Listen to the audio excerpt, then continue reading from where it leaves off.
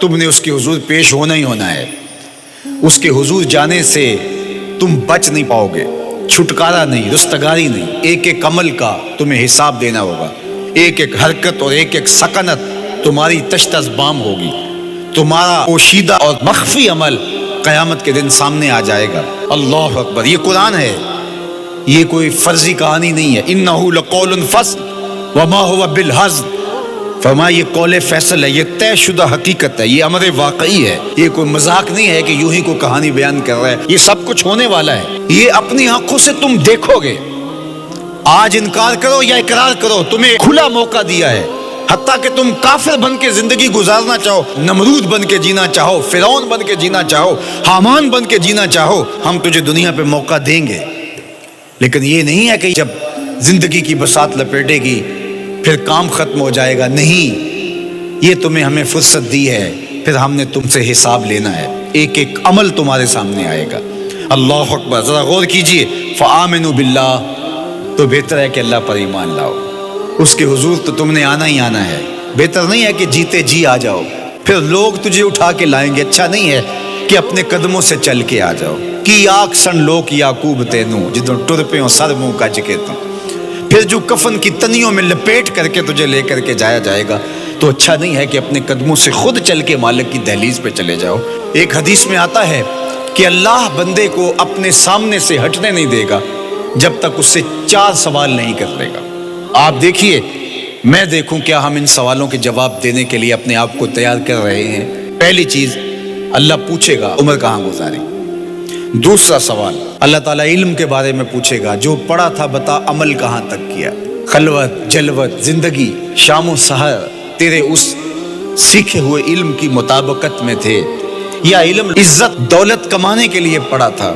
تیسری بات، اللہ پوچھے گا مال کمایا کیسے، اور مجھے بتا مال خرچ کہاں کیا.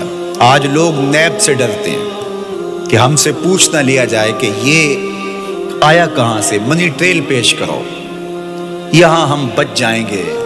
کوئی مکر، کوئی دھندا، کوئی فریب چل جائے گا، کوئی پریشر، کوئی افرادی قوت، کوئی سیاسی اثر و رسوخ، کوئی رشوت، کوئی سفارش.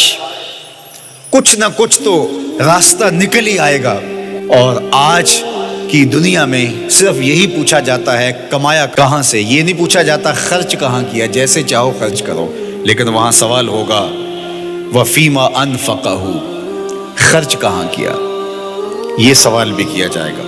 وعن جسم ہی فیما ابلاہ، اور جسم کے بارے میں پوچھا جائے گا اس جسم کو دی ہوئی توانائیوں کو خرچ کہاں کیا. بعض روایت میں ان شباب ہی فیما ابلاہ، جوانی کے بارے میں پوچھا جائے گا تیری جوانی کے خوبصورت دن کہاں گزرے.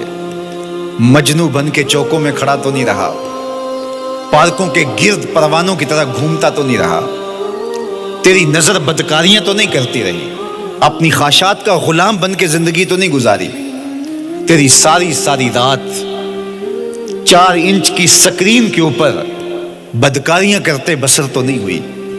پوچھا جائے گا بتا جوانی کہاں گزری.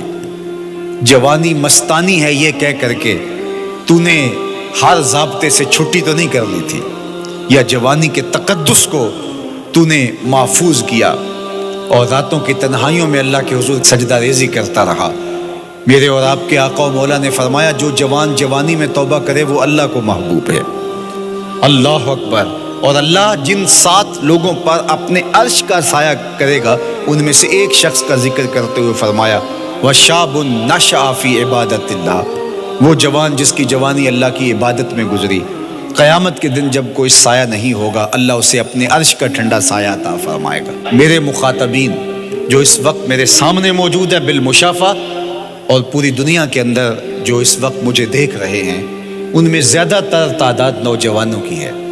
تو میں آپ سب سے مخاطب ہوں اور آپ کو کہتا ہوں کہ یہ جوانی دوبارہ نہیں ملنی. بندہ کہتا ہے بڑھاپا آئے گا دیکھ لیں گے.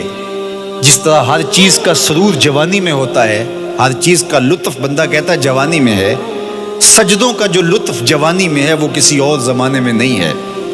اپنی پیشانی کو سجدوں سے آشنا کرو، اپنی جوانی کو مثل سحر بے داغ رکھنا، اپنے شباب کو الجھنے نہ دینا. اپنے شباب کے تقدس کو پامال نہ ہونے دینا۔ اس کائنات کا بہترین چہرہ وہی ہے جو جنسی کالک سے محفوظ ہے۔ اپنے تقدس کو مجروح نہ ہونے دینا۔ تمہاری زندگی شبنم سے پاکیزہ تر رہے، سحر سے پاکیزہ تر رہے۔ تمہاری جوانی اتنی خوبصورت ہو کہ محمد عربی کو رشک آئے تمہاری جوانی پر۔ اپنی جوانی کو آوارگی میں بسر نہ کرنا، اپنی اس جوانی کو دین کے لیے وقف کرنا۔ سحری کے سجدوں میں آنسو بہا کر کے جوانی کا لطف کشید کرنا۔ جوانی کا لطف اور مزہ رب کے ساتھ محبت اور رب کے ساتھ عشق کرنے میں ہے۔ جوانی کے اندر دل کی بے تابیاں، دل کی بے چینیاں اور دل کی بے قراریاں ذرا مسلح پہ لے کے آؤ۔